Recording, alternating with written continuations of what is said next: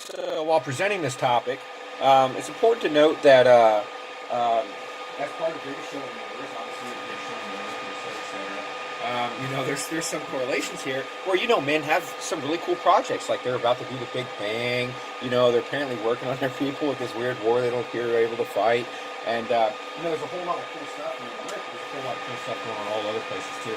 I mean, there's more than just me, and there's more than just a few people, on planet Earth, obviously. So some presentations of scope resolve the use of a craft through space. Or, if I was flying around in space and I was just looking at the sights around me and had a capability to, spend some time with scope, I'd probably be a little, wanting to check out some of the life that's going on as I found it in the stars that I passed.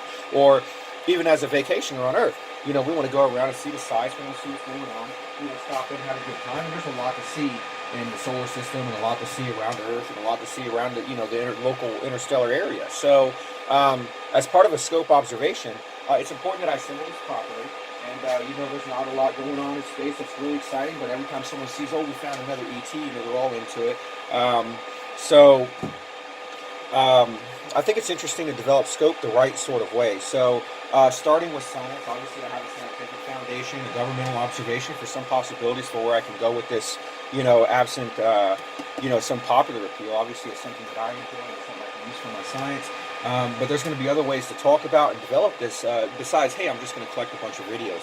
So putting the videos together is one portion of it, and then trying to develop what is the biggest show on Earth, and then, making a spectacle. Some things like, these guys are about to do the Big Bang. We're about to watch Sweden turn into a hole. It's like, obviously it's entertainment and the biggest show on Earth and stuff. So some of the ethics to concern or consider are influencing some events, which, they call it alien drive-in. Everybody knows about alien drive-in. It's been around for 100 years or more.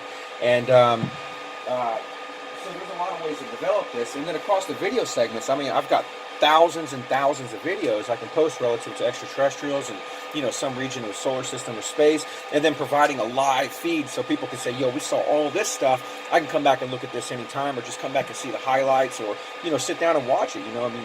Not a lot of people are like that, but, if you want to sit down and watch the SOHO feeds or, Venus or other planets, there's always something to note, available for someone who just wants to relax watching this stuff. Or, hey, these are the highlights, check this out. And this is the research, and these guys are doing this, and this is what we got on it. So the channel has a lot of capability and a lot of potential for surveillance for the local area, for the, even for states, for analyzing intelligence structures, and then, further development on how to proceed, or how to put it together. So I think scope is a beautiful thing. And, for the biggest show in the universe, always something going on. If you're, X number of light years away, maybe it's a fight or something. Maybe there's maybe the society is doing something cool, or maybe a celebration. Hey, they launched a rocket. Look, they're doing something there. There's always something to watch and something to observe, and always a better technology to pursue. Where at some point the Scope Network might be able to keep a consistent monitor of the nearest 100 stars and say, all right, we've got 100 channels of live feeds for each star. You can watch whatever you want. Tell us if you see anything. So it's a different kind of television network. And the activity is what we're doing is really, I want to make a presentation that there are animals in the woods that people don't understand, in our skies, between stars, on other planets, on moons, all over the place. And we're running around blaming each other during a time when our world is threatened by some weird conflict. And, the reality of the situation could be much different. So introducing the Scope Network in its early concept phases could be profitable, might not be profitable, but that's really not the achievement here. It is the scientific achievement of building something so grand as the greatest show on Earth, or the greatest show in the solar system, the greatest show in the universe. And then, yeah, it's used by scientists, but you have no idea how much potential this has. So I think I'm going to continue to do this. I talked about this maybe 4 or 5 years ago, and I'm finally at the point where now I'm building the channels and trying to build the strategies and put these out into the consumer market to feel them out. So this is eventually going to turn into another question for the government I'm building, and how to resolve these issues, deal with them, policies, and seek other things in some sort of belief-oriented way before I go out and try and, shake the community down and be like, we have to do this.